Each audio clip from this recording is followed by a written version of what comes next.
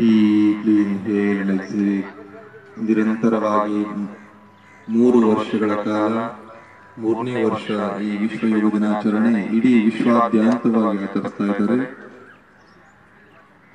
ನಾವು ಕೂಡ ನಮ್ಮ ಗುಳೇಗೌಡ ನಗರದಲ್ಲಿ ಎಲ್ಲರೂ ಕೂಡಿ ಆಚರಿಸ್ತಾ ಇದ್ದೀವಿ. ಈ ಒಂದು ಅದ್ಭುತವಾದ ಸುಂದರವಾದ ಬೆಳಗಿನ ಯೋಗವನ್ನ ನಾವೆಲ್ಲರೂ ಕೂಡಿ ಮಾಡೋಣ.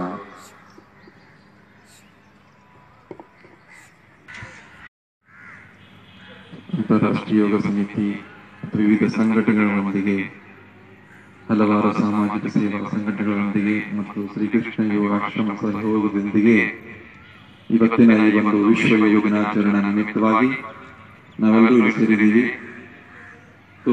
ಯೋಗ ಅಂದ್ರೆ ಇವತ್ತು ವಿಶ್ವಾದ್ಯಂತವಾಗಿ ಪ್ರಚಾರವಾಗ್ತಾ ಇದೆ. ಭಾರತೀಯ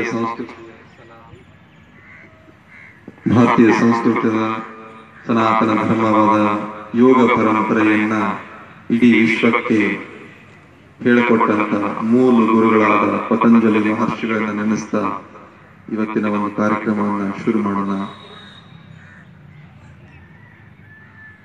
ಮೊದಲು ಯೋಗ ಅಂದ್ರೆ ಕಲಿಬೇಕಪ್ಪ ಅಂತಂದ್ರೆ ತುಂಬಾ ಕಷ್ಟ ಇತ್ತು.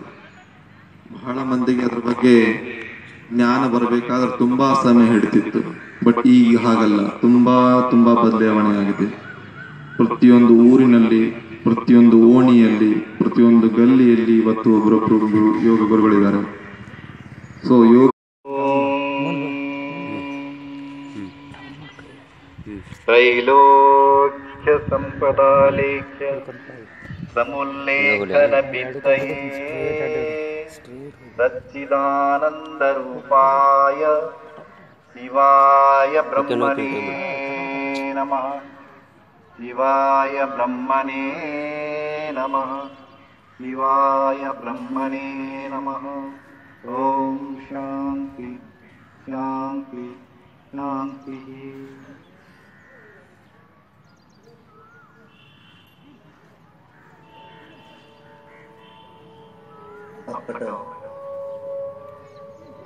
ಭಾರತೀಯ ಪ್ರಾಚೀನ ವಿದ್ಯೆ ಈ ಯೋಗ ವಿದ್ಯೆ. ಇದು ಯೋಗ ಮತ್ತು ಆಧ್ಯಾತ್ಮದಿಂದ ಕೂಡಿದಂತ ಒಂದು ಪವಿತ್ರ ವಿದ್ಯೆ ಅಲ್ಲ. ಇಂಥ ವಿದ್ಯೆ ಭಾರತ ಈ ಜಗತ್ತಿಗೆ ಕೊಟ್ಟ ಕಾಣಿಕೆ. ಕೇವಲ 30-40 ವರ್ಷದ ಹಿಂದೆ ಇದು ಅತ್ಯಂತ ಗೌಪ್ಯವಾಗಿತ್ತು. ಇದರ ಬಗೆಗೆ ತಿಳುವಳಿಕೆ ಇಲ್ಲದೇ ಇರುವ ಕಾಲವಿತ್ತು. ಸುಮಾರು ನಾನು 55 ವರ್ಷಗಳಿಂದ ಕಲಿಸ್ತಾ ಇದ್ದೀನಿ. ಅವಾಗ ಯೋಗ ಅಂದ್ರೆ ಏನು ಅಂತ ಹೇಳ್ಬೇಕಾದ್ರೆ ತಲೆ ಹೊಡ್ಕೊಳ್ಬೇಕಾಗಿತ್ತು. ಆದ್ರೆ ಇವಾಗ ಹಾಗಿಲ್ಲ. ಇದು ಜಗತ್ತಿನಾದ್ಯಂತ ಪಸರಿಸಿದೆ.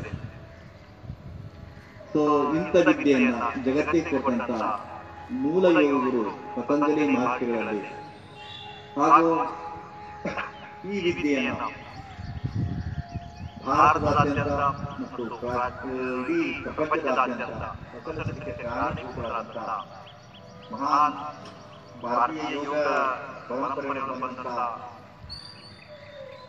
ರವಿಶಂಕರ್ ಗುರುಜಿ ಆಯಿತು, ಈ ಇತ್ತೀಚೆಗೆ ಬಂದಂತಹ ರಾಮದೇವ್ ಬಾಬಾ ಆಯಿತು, ಹೀಗೆ ಹೀಗೆ ಒಳಗಾಗಿ ಇವತ್ತ ಪ್ರತಿಯೊಂದು ಮನಸ್ಸಿಗೆ ಯೋಗ ತಟ್ಟಿದೆ. ಜಗತ್ತು ಕಾತುರದಿಂದ ಇಂದು ಈ ಯೋಗ ವಿದ್ಯೆಯ ಸಾಧನೆಯನ್ನು ಮಾಡಲಿಕ್ಕೆ ಕಾದು ಕುಳಿತಿದೆ. ಈಗಾಗಲೇ ನಡೆದಿದೆ. ಅನೇಕ ದಿನಗಳಿಂದ ಈ ತಯಾರಿ ನಡೆದು ಇವತ್ತು ಎಲ್ಲರೂ ಯೋಗ ಸಾಧನೆ ಮಾಡ್ತಾ ಇದ್ದಾರೆ.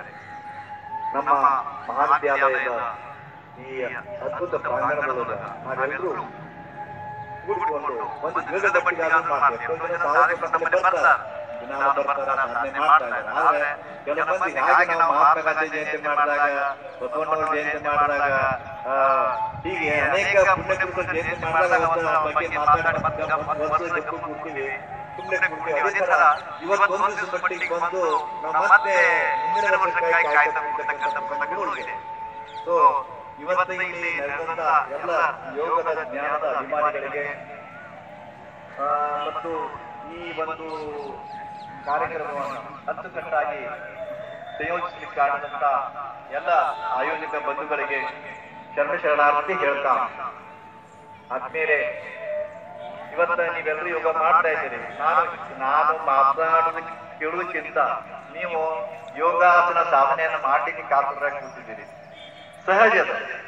ನಾನು ನಮ್ಮ ಶಿಷ್ಯರು ಹಾಂಗ್ಕಾಂಗ್ ನಮ್ಮ ಯಶಸ್ವಿ ಗಿರೀಶ್ ಲಾಲ್ ಮತ್ತ ನಮ್ಮ ಜಗತಾಪ್ ಆನಂತರ ನಮ್ಮ ಪಾಟೀಲ್ ಇವರೆಲ್ಲ ನಮ್ಮ ಆಶ್ರಮದ ವತಿಯಿಂದ ಇವತ್ತು ವಿದೇಶದೊಳಗ ಯೋಗ ಗುರುಗಳಾಗಿ ಬಂದಿದ್ದಾರೆ. ಅವ್ರ ಕಡೆ ನಾನು ಹೋದಾಗ ನನ್ನ ಒಂದು ಕೆಲವೊಂದಿಷ್ಟು ಕಾರ್ಯಕ್ರಮಗಳನ್ನ ಅಲ್ಲಿ ಆಯೋಜನೆ ಮಾಡಿದ್ರು. ಅಲ್ಲಿ ಆಯೋಜನೆ ಮಾಡಿದಾಗ ನಾನು ಕೆಲವೊಂದು ಸ್ಪಿರಿಚುವಲ್ ಥಿಂಗ್ಸ್ ಅನ್ನ ಯೋಗದ ಬಗ್ಗೆ ನಾನು ಹೇಳ್ತಾ ಇದ್ದೆ. ಅದನ್ನ ಯಾರು ಲೈಕ್ ಮಾಡಿಲ್ಲ. ಅವ್ರಿಗೆ ಏನ್ ಬೇಕಾಗಿದೆಪ್ಪ ಅಂದ್ರೆ ಇವತ್ತು ಅವರಿಗೆ ಅಷ್ಟೇ ಬಿಟ್ಟು ಬಿಟ್ಟಿದ್ದೀವಿ. ಇದು ಜಗತ್ತಿನಾದ್ಯಂತ ಯೋಗದ ಪ್ರಚಾರವಾಗಿದ್ದರೂ ಕೂಡ ನಾವು ಅದನ್ನ ಪೂರ್ಣವಾಗಿ ತೆಗೆದುಕೊಳ್ಳದೆ ಇರುವುದು ದೊಡ್ಡ ದುರಂತ. ಇವತ್ತ ಪ್ರತಿಯೊಬ್ಬರು ಲಕ್ಷ ಗಟ್ಟಲೆ ಕೋಟಿ ಗಟ್ಟಲೆ ಇವತ್ತು 200 ದೇಶಗಳೊಳಗ ಯೋಗ ಸಾಧನೆ ಮಾಡ್ತಾ ಇದ್ದಾರೆ. ಆದ್ರೆ ವಸ್ತುಸ್ಥಿತಿ ಏನದಪ್ಪ, ಯಾವ ಭಯೋತ್ಪಾದನೆ ನಿಂತಿಲ್ಲ, ಉಗ್ರರ ಅಟ್ಟಹಾಸ ನಿಂತಿಲ್ಲ, ಭ್ರಷ್ಟಾಚಾರ ನಿಂತಿಲ್ಲ, ದ್ವೇಷ ನಿಂತಿಲ್ಲ, ರೋಷ ನಿಂತಿಲ್ಲ, ವಂಚನೆ ನಿಂತಿಲ್ಲ. ಏನ್ ನಿಂತಿಲ್ಲ? 50 ವರ್ಷಗಳ ಹಿಂದೆ ಏನಿತ್ತು ಹಂಗೆ ಯೋಗವನ್ನು ಕಲಿಲಾರ್ದಾಗ ಏನಿತ್ತು, ಯೋಗವನ್ನು ಕಲಿತ ಮೇಲೆ ಏನಾಗಿತ್ತು ವ್ಯತ್ಯಾಸ ಅನಿಸ್ತಾ ಇಲ್ಲ ನನಗೆ. ಹಾಗಾದ್ರೆ ಯೋಗದ ಪರಿಣಾಮ ಏನು? ನೀವು ಏನು ಸಾಧನೆ ಮಾಡಿದ್ದೀರಿ ಅಲ್ಲಿ ವಿಫಲರಾಗಿದ್ದೀರಿ. ಅದು ಯೋಗ ನಾವೇನ್ ತಿಳ್ಕೊಂಡಿದೀವಿ, ನಾವು ಇದು ಒಂದು ಸ್ಪಿರಿಚುವಾಲಿಟಿ ಇಲ್ಲದಂತ ಯೋಗ ಕಾಗದದ ಹೂ ಇದ್ದಂಗ. ಕಾಗದದ ಹೂ ಬಹಳ ಚಂದ ಕಾಣಿಸ್ತದ, ಒರಿಜಿನಲ್ ಹೂವಿಂದ ಬಹಳ ಚಂದ ಕಾಣಿಸ್ತದ. ಆದ್ರ ಆ ಫ್ರೆಗ್ರೆನ್ಸ್, ಆ ಸುಂದರ ವಾಸನೆ ಆ ಕಾಗದದ ಹೂವಿಗೆ ಕೊಡ್ಲಿಕ್ಕೆ ಆಗುದಿಲ್ಲ. ಹಾಗೆ ಯೋಗವನ್ನ ನಾವು ಸ್ಪಿರಿಚುವಾಲಿಟಿಯಿಂದ ವಿಭಜನೆ ಮಾಡಿ ನಾವು ತಗೊಂಡಿದ್ದೀವಿ ನಾವು. ಹೀಗಾಗಿ ಕೇವಲ ನಮ್ಮ ಶಾರೀರಿಕ ಸ್ವಾಸ್ಥ್ಯವನ್ನ ತಗೊಂಡಿದ್ದೀವಿ. ಯೋಗದ ಒಂದು ದೊಡ್ಡ ಮಹಿಮೆ ಏನಪ್ಪಾ ಅಂದ್ರ ಅದರ ಯಾವುದೇ ಒಂದು ಭಾಗ ತಗೊಳ್ಳಿ ಭಯಂಕರ ಅದ್ಭುತ ಪರಿಣಾಮ ಬೀರ್ತದ. ಎಷ್ಟು ಒಂದಿಷ್ಟು ಆಸನಗಳು ಯಾಕೆ ಅಷ್ಟು ಪರಿಣಾಮ ಬೀರ್ತದ? ಎಂತೆಂತ ಅದ್ಭುತ ವ್ಯಾಧಿಗಳು ಕಮ್ಮಿ ಆಗ್ಯಪ್ಪ ಅಂದ್ರೆ ಕ್ಯಾನ್ಸರ್ ಕಮ್ಮಿ ಆಗಿದೆ, ಏಡ್ಸ್ ಕಮ್ಮಿ ಆಗಿದೆ. ಹ್ಯಾಂಗಂತ ನನಗೂ ಆಶ್ಚರ್ಯ ಅನಿಸುತ್ತೆ. 55 ವರ್ಷಗಳ ನಂತರ ಸಹಿತ ನನಗೊಂದು ಇದೊಂದು ಇದು ಏನಪ್ಪಾ ಅಂತಂದ್ರೆ ನನಗ ಒಂದು ಪೂಜ್ಯವಾಗಿದೆ. ಹಂಗಿದು ಆಗ್ತದಪ್ಪ ಅಂತ ತಿಳ್ಕೊಂಡು ಇದು ನೀವು ಯೋಗ ಸಾಧನೆ ಮಾಡ್ತಿರ್ಬೇಕಾದ್ರೆ ದಯವಿಟ್ಟು ನಿಮ್ಮೊಳಗ ಅಂತರಂಗದಲ್ಲಿ ನೋಡಿ ಯಾವ ಯಾವ ಅಂಗದ ಮೇಲೆ ಒತ್ತಡ ಬಿದ್ದಿದೆ.